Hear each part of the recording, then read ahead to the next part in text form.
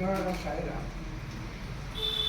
ବାସ୍ତବିକ ଆମେ ଏକ ନୂତନ ଦୁନିଆରେ ଆଜି ପହଞ୍ଚିଛୁ, ଯେଉଁଠିକି ପ୍ରାକୃତିକ ଶୋଭା ବାଟରେ ଆସିଲା ଚାରିଆଡ଼େ ପାହାଡ଼ ପର୍ବତ ବନ ଅରଣ୍ୟ ଏସବୁ ଦେଖିକିରି ଏତେ ବିହଳିତ ଥିଲି ଯେ ଏଭଳିଆ ଦୁନିଆ ମୁଁ ଦେଖିନଥିଲି। ଅବଶ୍ୟ 2006-07ରେ ମୁଁ ଆସିଥିଲି କୋରାପୁଟ, ସେ ସମୟରେ ଦେଖିଥିଲି। ଇଏ ହେଉଛି ଆପଣମାନଙ୍କର ସୌଭାଗ୍ୟ। ଭଗବାନ କହନ୍ତି 84 ଲକ୍ଷ ଜନ୍ମ ପରେ ତମେ ମନୁଷ୍ୟ ଜନ୍ମ ପାଇଛ। ତା ଦେହରେ ହେଲା କ'ଣ ନା 84 ହେଲା ଆପଣଙ୍କର 21 କୋଟି ହେଉଛି ଭୂମିଜ ଭୂମି ପ୍ରାଣୀ ହେଇକିରି, 21 କୋଟି ହେଉଛି ସ୍ୱେଦଜ, 21 କୋଟି ହେଉଛି ଅଣ୍ଡଜ, 21 କୋଟି ହେଉଛି ବୀଜଜ। 84 କୋଟି ଜନ୍ମ ପରେ ଆମେ ମନୁଷ୍ୟ ଜନ୍ମ ପାଇଲୁ। ଆଉ କିଛି ଅଧିକା ଦରକାର ଥିଲା କୋରାପୁଟରେ ଜନ୍ମ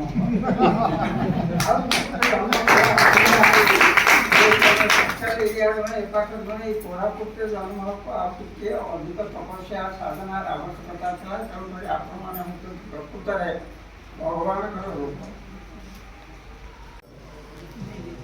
ସଚିବ ଭାଇ ଆମର ପ୍ରେମ କଥା କହିଗଲେ, ଭଗବାନ ତାର ଆକ୍ଷରିକ ଅର୍ଥ ଦେଇଛନ୍ତି ପ୍ରେମ, ପରେ ର ଏ ମ। ପରେ ହେଲା ପବିତ୍ରତା, ଯାହା ହୃଦୟ ଭିତରେ ପବିତ୍ର। ଏଇ ଯେଉଁ ସେକ୍ସୁଆଲ ଲଭ୍ ନୁହେଁ, ପବିତ୍ରତା ଥିବ, ଲେଣଦେଣ କାରବାର ନଥିବ, କିଛି ପାଇବାର ଆଶା ନଥିବ, ସେଇଟା ହେଉଛି ପ୍ରକୃତ ପ୍ରେମ।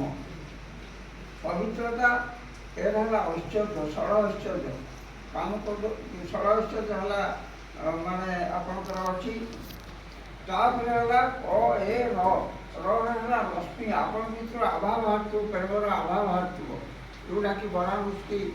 ଆପଣମାନେ ପୁରୁଣା ଲୋକ ଜାଣିଛନ୍ତି ବରାମୃଷ୍ଟି କେମିତି କ୍ଲିୟର ଫଟୋଗ୍ରାଫିରେ ଫଟୋ ଦେଇଥିଲେ ଏବଂ ବାବାଙ୍କର ପ୍ରେମ କାନ୍ଥ ବାଡ଼ ଦେଇକିରି ପାହାଡ଼ ଦେଇକିରି ଚାଲିଥିଲା ସେ ନୀଳ ରଶ୍ମି। ଏବଂ ସେଇ ନୀଳ ରଶ୍ମିକି ଯେତେବେଳେ ସ୍ୱାମୀଜୀ ଯାଇଛନ୍ତି, ବିବେକାନନ୍ଦ ଯାଇଛନ୍ତି ଚେନ୍ନାଇରେ, ସେତେବେଳେ ଥାଆନ୍ତି ଆପଣଙ୍କର ରାଜଗୋପାଳାଚାରୀ, ଯିଏକି ଫାର୍ଷ୍ଟ ପ୍ରେସିଡେଣ୍ଟ ଅଫ୍ ଇଣ୍ଡିଆ ଥିଲେ, ସେ ଯେତେବେଳେ ଷ୍ଟୁଡେଣ୍ଟ ଥିଲେ ସେଇ ୟୁନିଭର୍ସିଟିର, ବିବେକାନନ୍ଦ ଯାଇଛନ୍ତି। ସେ ଗୋଟିଏ ପ୍ରଶ୍ନ ପଚାରିଥିଲେ ଯେ କାହିଁକି ସବୁଆଡ଼େ ନୀଳ ଗୁଡ଼ାକର ବିଶେଷ ଭାବରେ ଖୁସି ଲାଗେ, ନୀଳ ସମୁଦ୍ର ନୀଳ, ଆକାଶ ନୀଳ, ସବୁ ଗୁଡ଼ାକ। ସେ ସେଇଠି କହିଥିଲେ ଭଗବାନଙ୍କ ରଙ୍ଗ ହେଉଛି ନୀଳ। ତା ପରବର୍ତ୍ତୀ ଅବସ୍ଥାରେ ବରାମୃଷ୍ଟି ପ୍ରମାଣ କଲେ ସବୁ ହେଉଛି ନୀଳ। କାହିଁକିନା ଯେତେବେଳେ ପୂର୍ଣ୍ଣ ପ୍ରେମମୟ ହେଇଯିବ, କାମନା ବାସନା କିଛି ନଥିବ, ସେତେବେଳେ ମଣିଷ ନୀଳ ରଙ୍ଗ ଧରିଯାଏ। କୃଷ୍ଣଙ୍କ ରଙ୍ଗ ନୀଳ, ରାମଙ୍କ ରଙ୍ଗ ନୀଳ। ବାବା ବହୁ ସମୟରେ ନୀଳ ରଙ୍ଗରୁ ବି ଦର୍ଶନ ଦେଇଛନ୍ତି। ବାବାଙ୍କ ରଙ୍ଗ ପରିବର୍ତ୍ତନ ହୁଏ। ତେଣୁକରି ଏଇ ରଙ୍ଗଟା ମୁଁ ଶେଷରେ କହିବି ଆପଣଙ୍କର ପ୍ରେମ ଜିନିଷଟା। ପରେ ହେଲା ପବିତ୍ରତା, ଏଇଟା ହେଲା ଐଶ୍ୱର୍ଯ୍ୟ, ରରେ ହେଲା ରଶ୍ମି, ମନ ହେଲା ମାନସ। ଭଗବାନ ଗୋଟେ ଜାଗାରେ କହିଲେ ତମର ଦୁଇଟା ଜିନିଷ ଦେଇଛି, ଗୋଟେ ହେଉଛି ମନ, ଗୋଟେ ଦେଇଛି ବୁଦ୍ଧି। ବର୍ତ୍ତମାନ ମନ ସେ କଥା ମୁଁ ବ୍ୟାଖ୍ୟା କଲେ, ମନ ଉପରେ ବ୍ୟାଖ୍ୟା କଲେ, ମନୋଜ ଦାସ ଚିକାଗୋରେ କ'ଣ କହିଥିଲେ ମୁଁ ସେଗୁଡ଼ା କହୁନି, ବିଶେଷ କଥା ପଳେଇଯିବ ସେ ଅଧଘଣ୍ଟେ। ଖାଲି ମନଟାକୁ ଭଗବାନ ବାବା କହିଛନ୍ତି ଗୋଟେ ଜାଗାରେ, ମନଟାକୁ ମତେ ଦେଇଦିଅ, ବୁଦ୍ଧିଟାକୁ ସଂସାର ଦେଇଦିଅ। ଏତେ ସୁନ୍ଦର, ମନଟାକୁ ମତେ ଦେଇଦିଅ ଭଗବାନଙ୍କୁ। ଯେଉଁ ଭଗବାନଙ୍କୁ ଆପଣ ଭଲ ପାଉଛନ୍ତି ସେ ଭଗବାନଙ୍କୁ ଦେଇ ଦିଅନ୍ତୁ ଏବଂ ବୁଦ୍ଧିଟାକୁ ସଂସାରରେ ପ୍ରୟୋଗ କର। କେଉଁଟା ଭଲ, କେଉଁଟା ମନ୍ଦ, କେଉଁଟା କରିବି, କେଉଁଟା କରିବି ନ କରିବି, ଇତ୍ୟାଦି ଇତ୍ୟାଦିରେ ସେଗୁଡ଼ାକୁ ପ୍ରୟୋଗ କର। ବୁଦ୍ଧିଟା ପ୍ରୟୋଗ କରିବାଟା ହେଉଛି ସଂସାର ପ୍ରତି ଦରକାର ଏବଂ ମନଟା ଭଗବାନଙ୍କ ପାଦ ପାଖରେ ପ୍ରୟୋଗ କରିବା ଦରକାର। ପ୍ରେମ ବିଷୟରେ କହିସାରିଲା ପରେ ମୋର ମନେ ପଡ଼ୁଛି ଚେନ୍ନାଇର ଗୋଟିଏ ଘଟଣା। ଫାଲ୍ଗୁନି ବୋଲି ଗୋଟେ ପିଲା ପୁଟପର୍ତ୍ତିରେ ସେ ଷ୍ଟୁଡେଣ୍ଟ ଥାଏ। ସେ ଥରେ ଗୋଟେ ବାବାଙ୍କ ପ୍ରେଜେନ୍ସରେ ଗୋଟେ ଜିନିଷ ବ୍ୟାଖ୍ୟା କଲା ଯେ ସେ ଜାଣେ ସେମାନେ ଯାଇଥିଲେ କୋଡ଼େଇ କେନାଲ, ସିଏ ତା ଅଜା, ତା ଆଈ ଇତ୍ୟାଦି ସବୁ କୋଡ଼େଇ କେନାଲ ଯାଇଥିଲେ। କୋଡ଼େଇ କେନାଲରୁ ଫେରିକିରି ଆସିଲେ କୋଉଠିକି ନା ମାଡ୍ରାସ। ଚେନ୍ନାଇରେ ମାଡ୍ରାସରେ ସନ୍ଧ୍ୟାବେଳେ ପହଞ୍ଚିଲେ। ସନ୍ଧ୍ୟାବେଳେ ସବୁ ବାବା ଯେତେବେଳେ ବସିଛନ୍ତି ବାରଣ୍ଡାରେ ବାଲକୋନିରେ କଥାବାର୍ତ୍ତା ହେଉଛନ୍ତି, ତାର ଯିଏ ବାପା ଥିଲେ ସେ ମରିଯାଇଛନ୍ତି, ମାନେ ଫାଲ୍ଗୁନର ବାପା। ସେ କହିଲା ସ୍ୱାମୀ ମୋତେ ଟିକେ ଅସୁସ୍ଥ ଲାଗୁଛି, ମୁଁ ଶୋଇବି। ବାବା କହିଲେ ଆରେ ତୁ ଶୋଇବୁ କ'ଣ, ତୁ ମୋ ପାଖରେ ବସିଛୁ ପରା, ଏଇ ମୋ କୋଳରେ ମୁଣ୍ଡ ଦେଇକି ଶୋ। ଭଗବାନଙ୍କର ପ୍ରେମ ମୋ କୋଳରେ ମୁଣ୍ଡ ଦେଇକି ଶୁଅ। ଏବଂ ତାପରେ ସେ ପଚାରିଲେ ତାଙ୍କ ସ୍ତ୍ରୀକୁ ଯେ ତୁ କ'ଣ ଚାହୁଁଛୁ? ତାମାନେ ଏଠିକି ଆସିଲାଣି କ୍ରିଟିକାଲ ସମୟ, ଯେ ମୁଁ ତାକୁ ନେଇଯିବି ନା ଛାଡ଼ିଦେବି ତୋ ପାଖରେ? ମୁଁ ଚାହିଁଲେ ଛାଡ଼ିଦେବି ଆଉ କିଛି ବର୍ଷ, ତୁ ଚାହିଁକି ନେଇଯିବି। ନା ସ୍ୱାମୀ, ଆପଣଙ୍କ କୋଳରେ ମୁଣ୍ଡ ରଖିକି ମରିବାଟା ଆଉ କ'ଣ ପୁଣ୍ୟ ଅଛି ଏ ଜଗତରେ? ଆପଣ ନେଇଗଲେ ମୋର ଦୁଃଖ ନାହିଁ। ତାଙ୍କ ସ୍ତ୍ରୀ କହିଲେ ଏବଂ ଭଗବାନ କଥାର୍ଥ କରିକି ତାଙ୍କୁ ସବୁ ନେଇଗଲେ। ଏବଂ ଭଗବାନ ସେଇଠି କହିଛନ୍ତି ଏକମାତ୍ର ଜଟାୟୁକୁ, ଜଟାୟୁ ମୁଣ୍ଡକୁ କୋଳରେ ଧରିଥିଲେ ଶ୍ରୀରାମଚନ୍ଦ୍ର, ଆଉ ତା ମୁଣ୍ଡ ଧରିନାହାନ୍ତି କୋଳରେ। ଜଟାୟୁର ମୁଣ୍ଡକୁ ତାଙ୍କ କୋଳରେ ରଖିକିରି ଜଟାୟୁ ଦେହ ତ୍ୟାଗ କରିଥିଲେ। ଲେଖାଖି ଗାଁରେ ଆମେ ଯାଇଥିଲୁ ଦୁଇ ଜଣ ଗ୍ରହଣ କରିଥିଲେ ସତ୍ୟ ମନ୍ଦିର।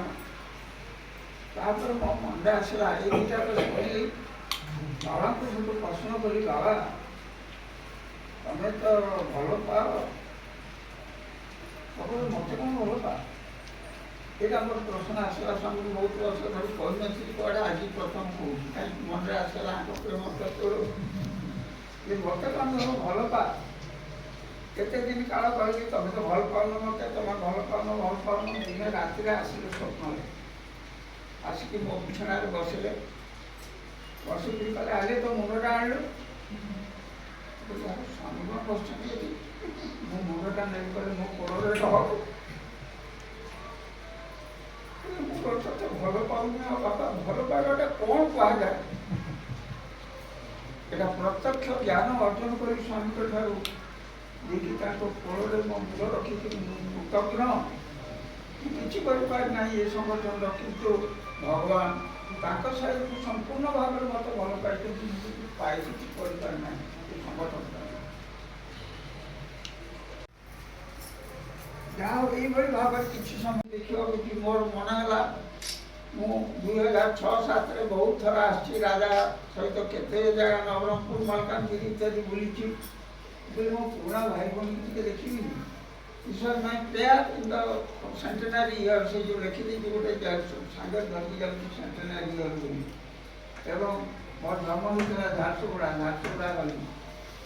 ଏ ବର୍ଷ ମୋର ପ୍ରୋଗ୍ରାମ ହେଉଛି ଯେଉଁଠି ଜନ୍ମ ହୋଇଥିଲି, ଯେଉଁଠି କିଛି କାମ କରିଥିଲି ସେଇଠିକି ଯିବାକୁ। ଝାରସୁଗୁଡ଼ା ଗଲି। ସେ ଥାନାରେ ବାପା ମୋର ପୋଲିସ ଅଫିସର ଥିଲେ, ସେଠି ଗୋଟେ ଫଟୋ ନେଇକିରି ଆସିଲି।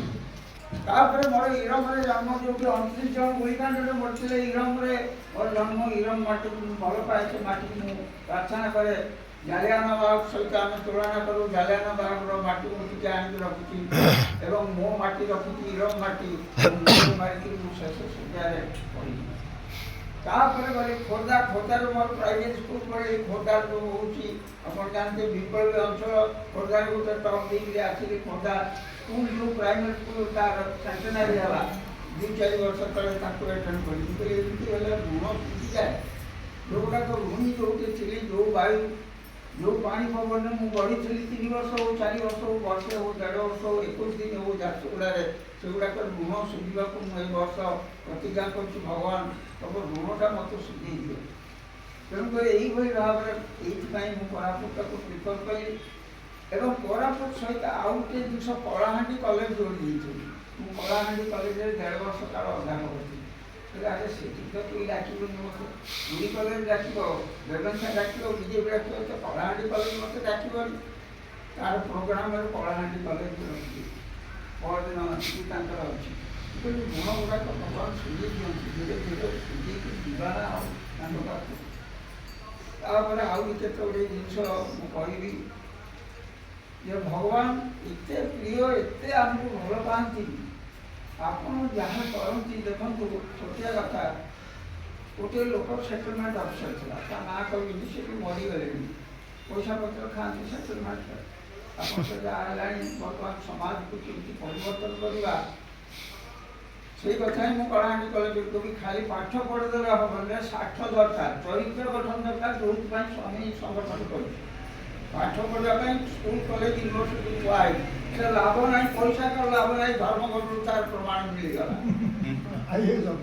ସେ ଛାଡ଼ ନାଁ ଧରିବନି। ଆଉ ଜଣେ ମଧ୍ୟ ସିନିୟର IAS 5 ବର୍ଷ ଝାରସୁଗୁଡ଼ା ଜେଲରେ ଥିଲେ, ଅଛନ୍ତି କି ନାହିଁ, ମୁକୁଳି ଧରିକି ନାହିଁ ମୁଁ କହିପାରିବିନି। ଚରିତ୍ରବାନ ଲୋକଟିଏ ଦରକାର ଭାରତ ବର୍ଷରେ, ଯୋଉଠି ହିମାଳୟ ଆମକୁ ବାର୍ତ୍ତା ଦେଉଛି। ଟି.ଏସ୍. ଇଲିୟଟ୍ ଗୋଟେ ବହିରେ ଲେଖିଛନ୍ତି 10 ପେକ୍ ହିମାଳୟ, ଓମ୍ ଶାନ୍ତି ଶାନ୍ତି ଶାନ୍ତି ଶାନ୍ତି, ନୋବେଲ ପ୍ରାଇଜ ୱିନର।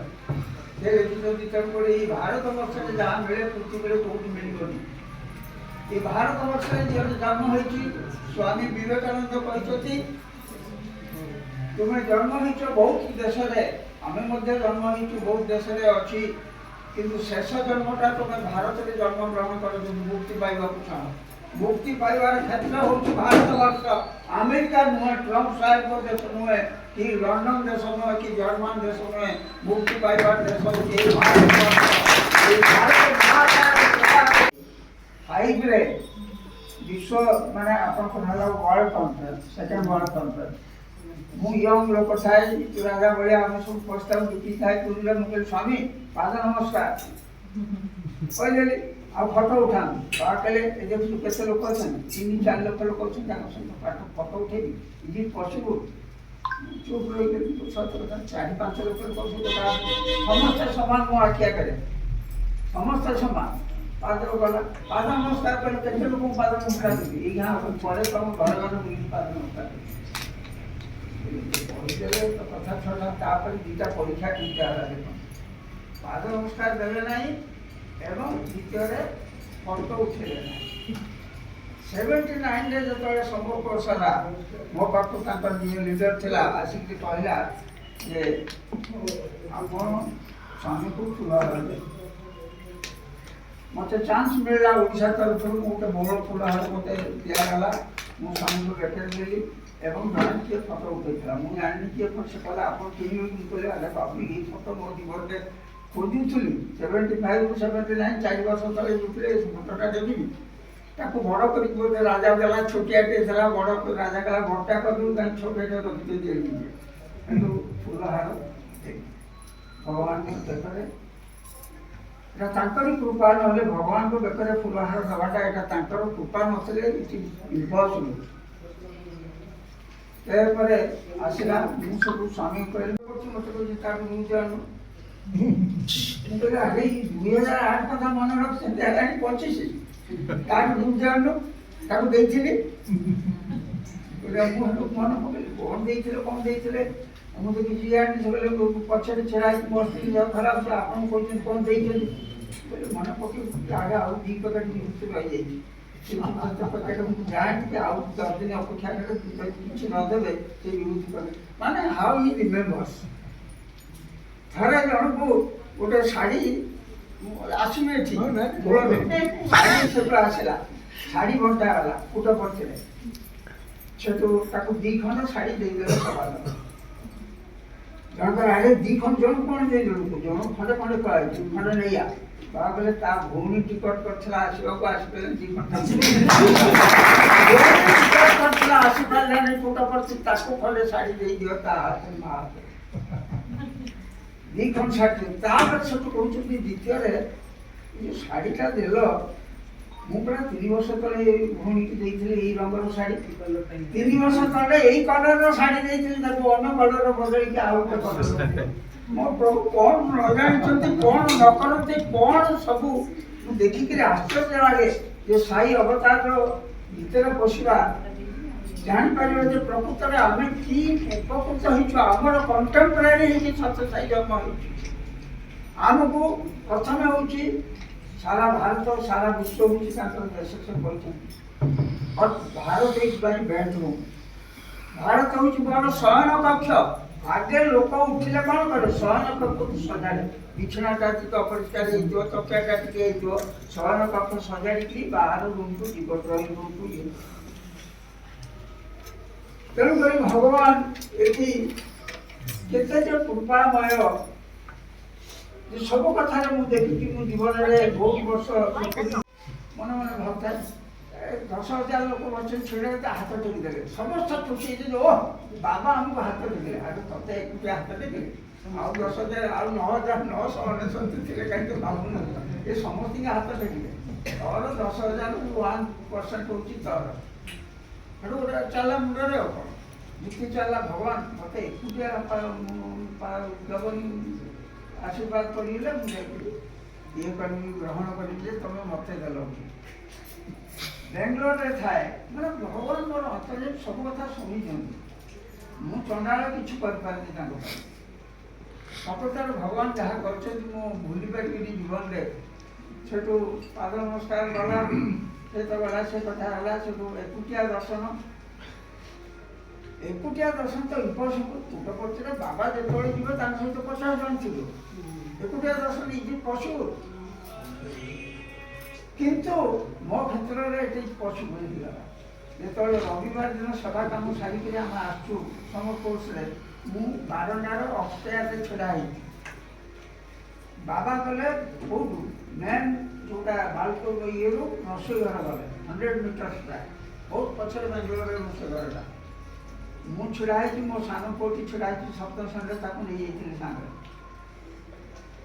से जो बड़ पु ये सान पु सप्तम नहीं हाथ टेकी टेकी मोबाइल को तो माने भूतिया पाइबा हाथ टेकवा ये तो असंभव कथा एटा क्रिएट सही करदे सिचुएशनटा एकुटिया हाथ टेकिक गले एवं तापर आमको इंटरव्यू देले इंटरव्यू गोटे मजा कथा प्रेम कथा जो कहले गोटे पिला थिला दिल्ली कॉलेज दिल्ली यूनिवर्सिटी पिला से बाबा कहला आपन कहीं विवाह करना क्वेश्चन पचारा सीधा बाबा को पाद पाखे बसता आम 27 जन बसताऊ आम 27 जन जो एंट्री कलु भगवान भगवान कहते दुआर मोरे आम पाछुट नगर ओ 27 gods are present in this room कि चमत्कार 27 आम डाला मारदेले कि ओढ़ी 27 जन होती 27 जन कहले 27 gods are present in this room स्वामी कहले भितर गलु पहुँचे जो कहते वर्णना करते भितर को गलु भितर जा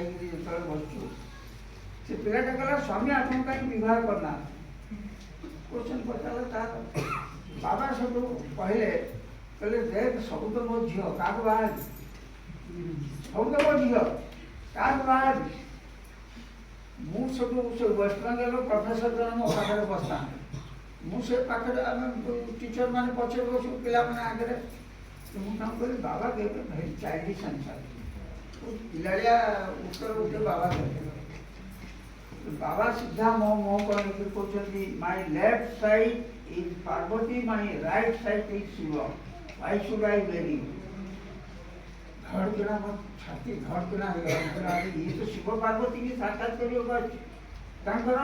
दक्षिणांश हूँ शिव वामांश हूँ पार्वती से स्वयं शिव पार्वती आज सत्यसाई रूप जन्म ग्रहण कर दिन ठार जो बाबा को वाम पाद छुआ आज पार्वती कृपा है जो दिन दक्षिण पाद छुआ आज शिव कृपा है जो दिन दी पाद छुआ से जाने शिव पार्वती उभय कृपा है यही भाव मोर 25 वर्ष कटि सब पाखे